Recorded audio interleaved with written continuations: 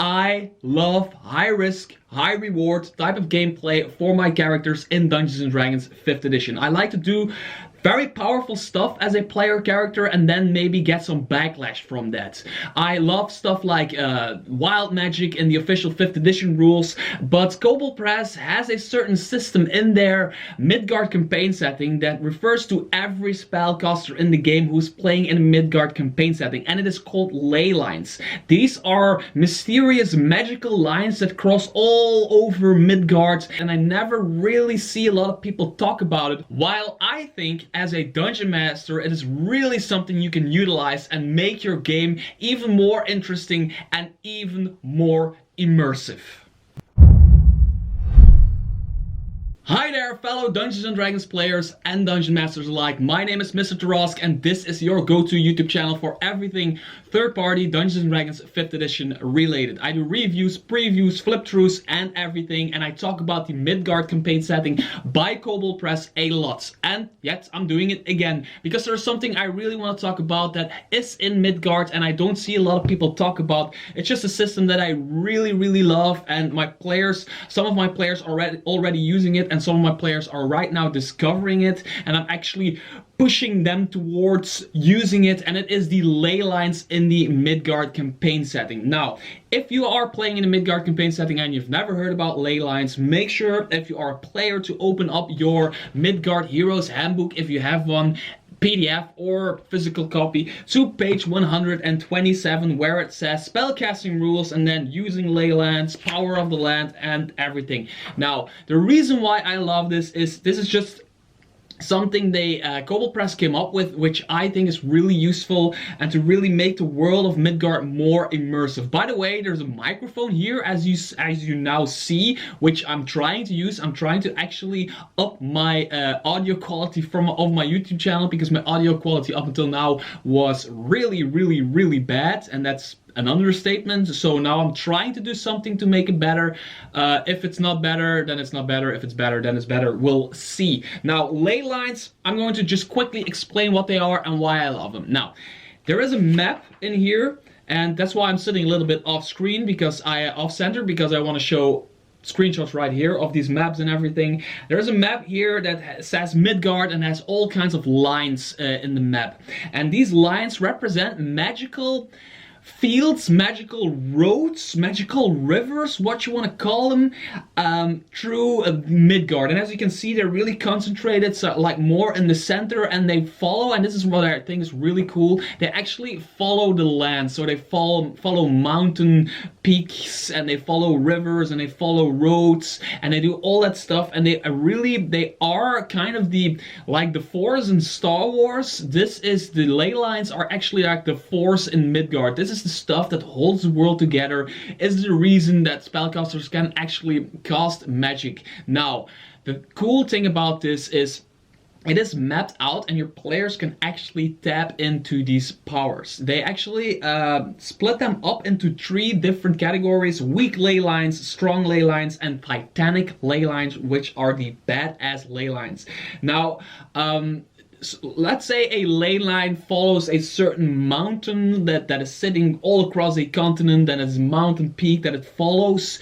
There are wizards known to, and this is where it gets really interesting, there are wizards known to like shape the earth and shape rivers to try to bend ley lines to somewhere they want to them to bend. Like, for example, maybe they live somewhere in the forest and they have a ley line a couple of miles going there, which, by the way, these ley lines, they are invisible. You can only feel them and sense them as a spellcaster. They might want their ley line to pass them closer to their home, so they might like reshape a river to flow next to their house, so they have a ley line next to their house, and every time they cast magic they can actually tap into that ley line and get their magic to be stronger. And that's basically the main idea of ley lines.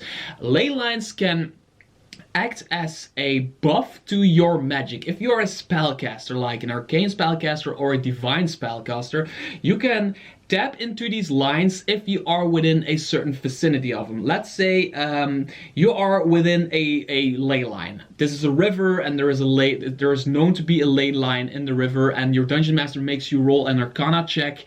You roll the check, and your dungeon master describes to you like you feel a presence of a ley line, and you are near a river. You see this river in this canyon flowing, and you just feel that there's a ley line following the river. So you just feel that your magic and your inner arcana has more potential, which I think is really, really, really cool. If you as a player want to cast a spell, this is like the mechanical side of it.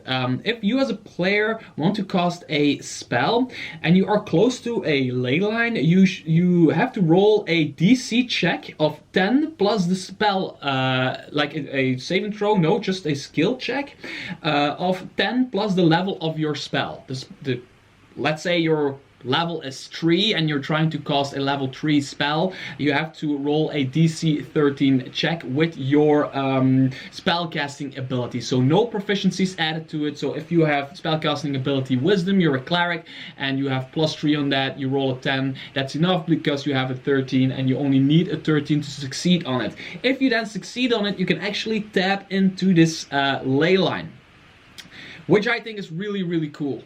The thing is, if you have a weak ley line, a weak ley line, or a strong ley line, or a titanic ley line, these all give you different buffs, random things they can give you if you are within the vicinity of those. For example, if you are in a weak ley line, you roll a d10, you could have like double the range of your spell, roll twice on this table, or like you can delay an effect of your spell up to 5 rounds. Choose how many rounds you want to delay the spell, which can come in handy for certain types of spells. If your spell affects multiple creatures, choose one. The creature adds disadvantage on any saving throw it makes against the spell. So these are cool things to have, but minor things to have. For the strong ley lines, it goes into like you can choose to exclude any creature you can see from the area of the spell. So there's sometimes you have these spells that have an area of effect and do not see a friend from foe. So you can actually target one of your friends to be safe from that spell. Treat your spell as if it were cast with a spell slot higher, one higher than the one you were using, which is very cool. And then the titanic ley lines are actually the concentration on your spell can't be broken by damage. Very, very cool. If your spell affects an area, double the area size. So imagine casting a fireball and then rolling a 2 on the Titanic random thingy, which gives you just like double the size of a fireball, which is really, really, really, really big. You can destroy like an entire army of orcs with that or whatever. So these are the 3 things, but if you fail the DC check by 5 or more, no, sorry. If the check fails, but the result is within 4 of the DC, the spell is cast normally. If the check fails by 5 or more, the spell is cast normally, but the spellcaster suffers a backlash. And there's a D10 rolling table, backlash rolling table here, which has things like you are incapacitated until the start of your the end of your next turn. Really bad in the middle of combat. You take 2d6 force damage per level of the spell that casts backlash. Could also really hurt. The spell produces only a harmless display of bright color and loud noise. Stuff like that. And there's one really bad one. If you roll a 10 on your backlash, which if you do, you're just very unlucky. You lose all your remaining spell slots. The ley line disappears for 24 hours and all charged magic items in your possession are fully charged. Very cool. You must make a DC 20 charisma saving throw or fall unconscious. You awaken after 1 hour. That's very cool stuff. Now, the reason why I love this is just because I think I've never seen it in any other campaign setting. And there is a little downside, and that is, this is it. This is everything. This is like, there's 10 options for the weak ones, 10 for the strong ones, and 10 for the titanic ones, and that is basically it. And then there's 10 backlashes, which is just not enough for a system like this. But, and there's another thing, your players need to take a feat. According to the rules, your players need to take a feat in order to be able to tap into these ley lines. Now there's another very cool thing. When a ley line is tapped successfully, the effect depends on whether the line is locked or unlocked. A locked line always has the same effect on the spellcaster who locked it. An unlocked line is unpredictable every time it's tapped, blah blah blah blah blah blah blah. So you can actually, if you use a ley line successfully, you can, if you have the feats to do so, you can actually lock it for you as a character. If you then cast any spell within the same distance from that ley line, you will always get the same effect. So let's say you are in the vicinity of a weak ley line, your spell affects multiple creatures, choose one creature at disadvantage on saving throws it makes against the spell, something like that, and you just like the effect that you gotten from that, lock it.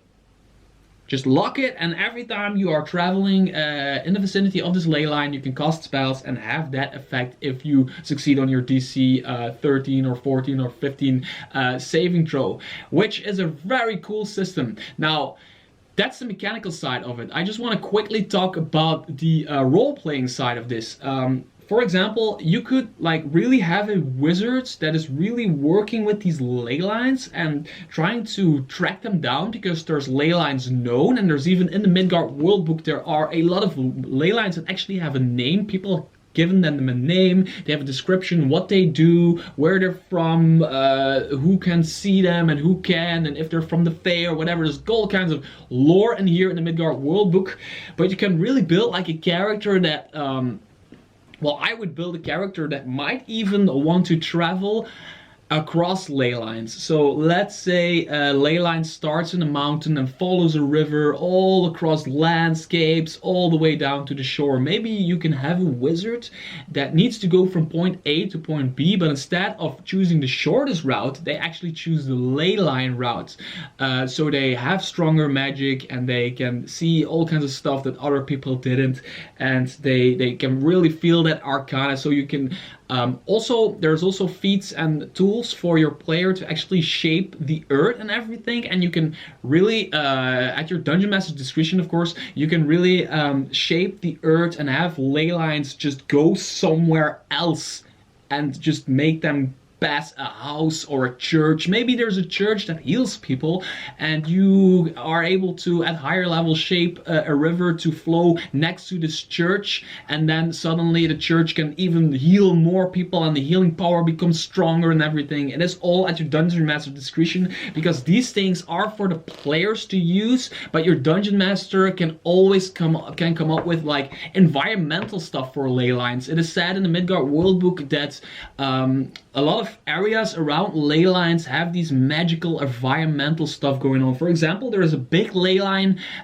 going past the old Margrave, one of the most famous spots in Midgard, an old magical forest. And this magical forest, in my eyes at least, is as magic as it is because of the ley line that is there. If you are playing in the city of Sobek, in the center of Midgard, there is a ley line northeast, southwest, northwest of Sobek, in the mountains where all the dwarves live. There's a complete lore there where all the dwarves live. There is a big ley line following these mountain peaks, so your players are able to maybe go in to those mountains and cast very powerful magic, and there can be all kinds of environmental stuff going on. Maybe some of the dwarves who live there, they gotten stronger, they gotten to be able to cast spells, or they maybe grew more arms and legs, or they grew stronger in some ways just because of the environmental magical effects from those ley lines. And the effects are concentrated around those ley lines, and when you go away from a ley line, it